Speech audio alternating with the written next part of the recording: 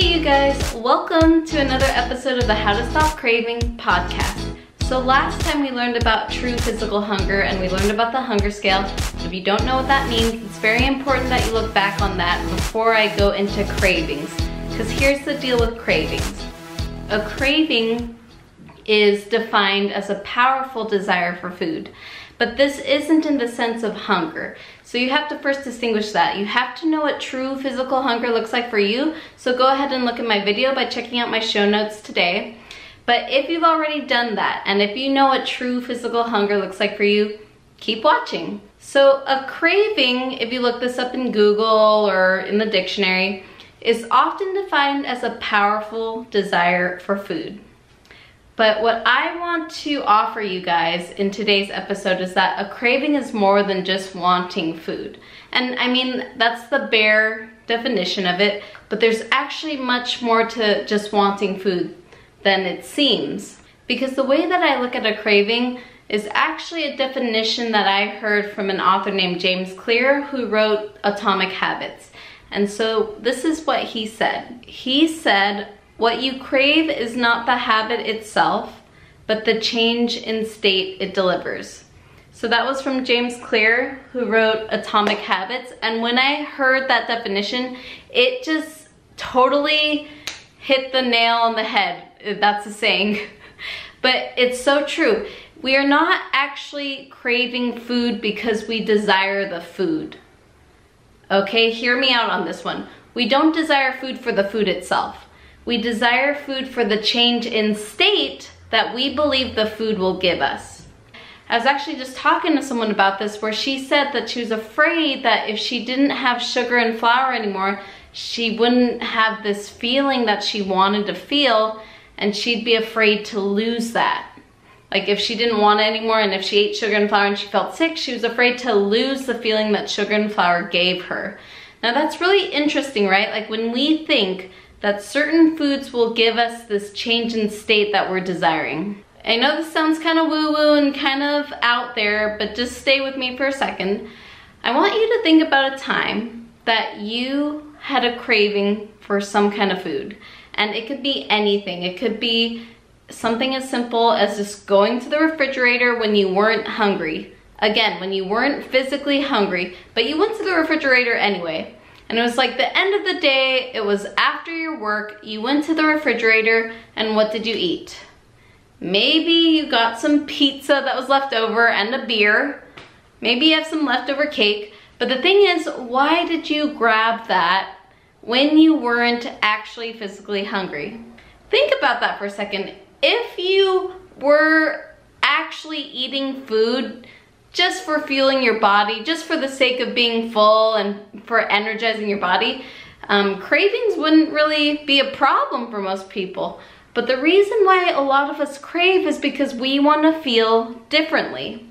So how were you feeling if you look back on that moment, whether it was in the afternoon or if it was at work? I know for me, the afternoon eating was a big one when I would come home from school. It was a pattern I had when I would go home from school, from high school. I would literally just go right to the pantry and just scoop like handfuls of cereal and just kind of mindlessly eat this cereal the minute I got home. And it was always like that every single day. I had this pattern of eating cereal, not even thinking about it. But why would I do that? Like, why would I want this cereal? And this is something most of us don't ask ourselves on a very consistent basis, if at all. But if you want to stop craving food, and if you're seeing that you're overeating and you're snacking in between meals when you don't need to, and you're at a weight that you don't want to be in, you're struggling with the fat burning or losing fat, burning fat, if you're struggling with that, this is something I want you to look into. In fact, it's something really worth looking into if you want to really get into a permanent state of weight loss or sustain whatever weight it is that you want. So again, think again back to this moment where you were really craving food, where you really wanted food. There was just that strong, powerful desire for the food. Okay, you got it? Really practice this with me if you really want this to be something changed in your life, okay? Imagine that situation, and then imagine now that you could not have the food. Like you opened the refrigerator and there was like some kind of invisible shield in front of the food and it was preventing you from literally accessing the food, okay? What comes up for you? What comes up for you when you're not allowed to have that food in that moment, where you really want it but you can't have it? How does that feel? Because if you really did this exercise, you probably felt something very uncomfortable. I know for me firsthand, this was something I experienced at work like every single shift. Like when I was working as a nurse in the hospital, which I've done for 8 years now, I was a big time stress eater. And during my shift, especially in the afternoon, if something really stressful were to happen, I would feel super stressed and I'd go right into the staff break room and I'd want to eat cookies because they always had cookies, they always had cakes. Like I said in my last video, they always have these really sugary sweet foods available in the staff break room. Don't ask me why, it seems ironic, right? But people bring all sorts of junk food for nurses all the time. I would always be there. And I would always snack in the afternoon when I was feeling stressed. But the thing was, it wasn't the food that I wanted. It was the escape from the stress that I wanted. It was like not wanting to feel the stress that I wanted. You get what I'm saying? I didn't want to feel stressed, so I ate that food so I wouldn't feel that way. But when you aren't allowed to have the food, if there's some literal physical barrier for you, like between you and the food, you're only left with the feeling, okay? So for this video today, in today's episode, I just want you to be curious about the feelings that come up for you. Every single time you crave, I want you to practice noticing, first of all, when you're having a craving, first asking yourself, where am I on the hunger scale? If you're not at a -4, you're not supposed to be eating yet. That's what I suggest to all my clients, only eat from -4 to +4. If you're not physically hungry, that is an indication there's some kind of craving going on there.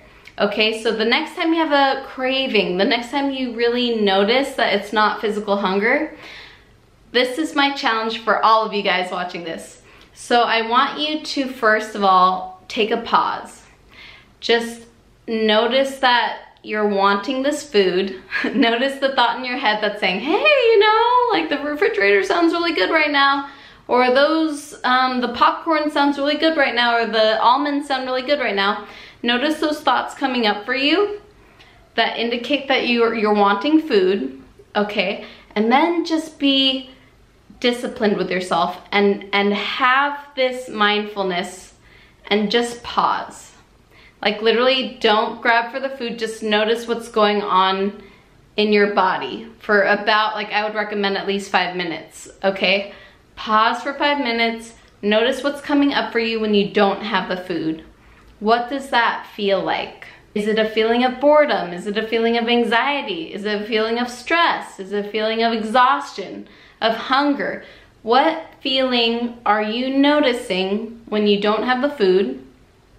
And then ask yourself, how can you solve this problem, this feeling? How can you stop feeling this way without food? And that's how you can start to be a better problem solver. That's how you'll notice you won't actually need food to change how you feel. You could start going on a walk, you could start reading, you could start drinking water. Doing other things besides eating will interrupt that pattern you have of always eating food when you feel a certain way. But first, just notice what comes up for you, what emotions come up for you. Be curious and be fascinated by these emotions that we all will have as human beings.